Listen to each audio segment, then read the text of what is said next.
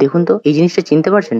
আপনি ঠিকই ধরেছেন। এটা হলো কুকি। কিন্তু এই কুকি সেই কুকি নয় যেটা আমরা দোকান থেকে কিনে খাই। এটা হলো ওয়েবসাইটে পাওয়া সবথেকে ডেঞ্জারাস কুকি যা আপনাদের অনেক ক্ষতি করতে পারে। তো চলুন আজকে এই কুকির ব্যাপারেই কথা বলবো আর জেনে নেব এই কুকি কিভাবে কাজ করে এবং এর থেকে আমাদের কিভাবে সেফ থাকা যেতে পারে। সবার প্রথমেই আমরা যখন কোনো ওয়েবসাইটে যাই, ওয়েবসাইটের কথা বলতে গিয়ে মনে পড়লো দিস ভিডিও স্পন্সর্ড বাই সাইবারজেনিক। এরা বিভিন্ন ধরনের ওয়েবসাইট, অ্যাপ এবং সফটওয়্যার ডেভেলপমেন্টের কাজ করে। তো তোমাদের যদি কারো ওয়েবসাইট বা অ্যাপ ডেভেলপমেন্ট বা সফটওয়্যার ডেভেলপমেন্টে কিংবা তোমাদের বাড়ির যদি কারো লাগে তাহলে তোমরা এদের সাথে কন্ট্যাক্ট করতে পারো। নিচে কন্ট্যাক্ট ডিটেলস এবং ওয়েবসাইটের লিঙ্ক দেওয়া আছে, কিংবা তোমরা এই কিউআর কোডটি স্ক্যান করেও তাদের ওয়েবসাইটে যেতে পারো। তখন আমরা দেখতে পাই এরকম একটা ছোট একটা প্রম্পট যেখানে আমরা একসেপ্ট অলে ক্লিক করে আমরা এগিয়ে যাই, কিন্তু আমরা জানি না এই একসেপ্ট অল করার জন্য আমাদের ফোনে বা পিসিতে একটা ছোট্ট কুকি জেনারেট হয় যেটা আমাদের ওয়েব ব্রাউজারে সেভ হয়ে থাকে, এবং সেই ওয়েব ব্রাউজারের কুকির মধ্যে সমস্ত ডিটেলস, আমাদের যেমন লগ ইন ডিটেলস, আমরা কোনো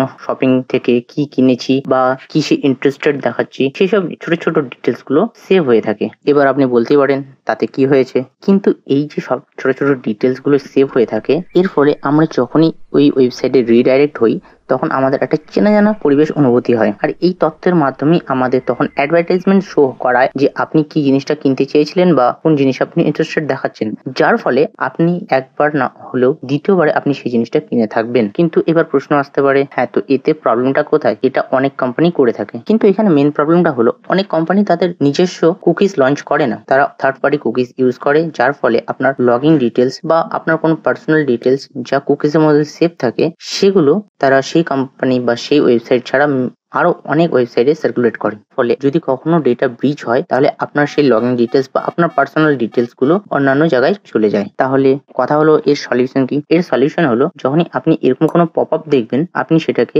রিজেক্ট অল, কিংবা যদি রিজেক্ট অল করার অপশন না থাকে তাহলে সেই পপ আপটিকে ম্যানেজ কুকিজ বা ম্যানেজ সেটিংস বলে একটি অপশন থাকে, যেখানে গিয়ে আপনি মিনিমাম কুকিজে সিলেক্ট করবেন এবং তারপরে তাকে একসেপ্ট করবেন। কিন্তু এখানেই শেষ নয়, এরপরেও আপনাকে যেটা কাজ করতে হবে, আপনাকে মাঝে মাঝে আপনার ক্রোম ব্রাউজারে সেটিংসে যেতে হবে এবং তারপরে প্রাইভেসি এন্ড সিকিউরিটি বলে একটি অপশন আছে, সেখানে গিয়ে ডিলিট ব্রাউজার ডাটা বলে একটি অপশন আছে, সেখানে গিয়ে আপনাকে সমস্ত কুকি সিলেক্ট করে তাকে ডিলিট করতে হবে। এতে করে আপনার প্রাইভেসি অনেকটাই সেফ হবে। আশা করছি ভিডিওটা আপনাদের ইনফরমেটিভ লেগেছে।